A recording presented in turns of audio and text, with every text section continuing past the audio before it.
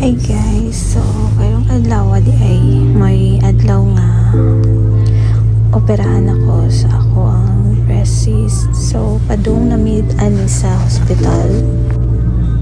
And time check alas 7 pa ni sa buntag kaya ang ako operasyon is alas 9.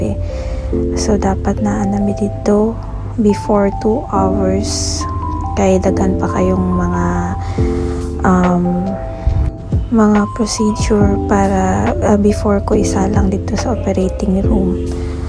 So manang sayo kayo mi. So mo niya Mactum Bridge dali mi nangagi kay wala pay salik and basta sayo wala pay salik and dili pa siya traffic.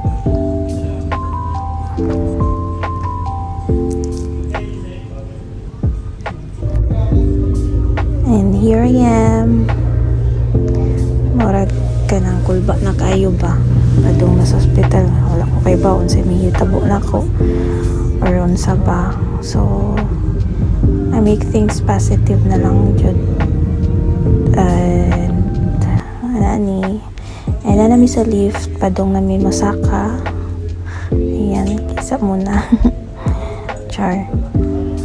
So, mo to. Nan ako diri sa room. Mani akong room, naka-private room ko.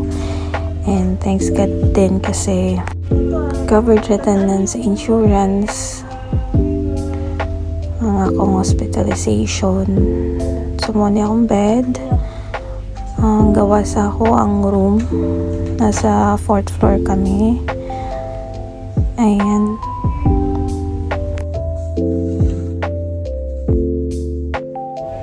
So, getting ready na jud ko no para maoperahan. Time check ani is mga 7:30 na.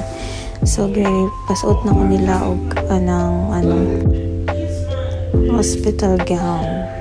Mao ba ni tawag? And then may mga gitauran ako no syringe. Ayan. So, set up sana ako.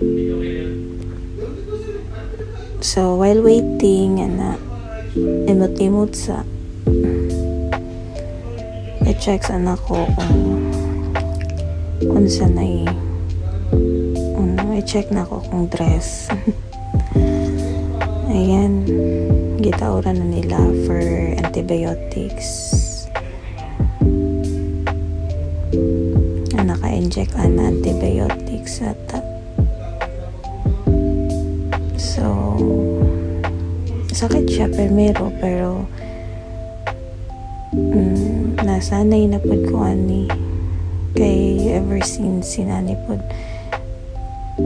dati sanay na ko sa mga dagom. So mo ni dahigda lang sa ako kay may advice sa nurse na i-relaxan ako kung lawas.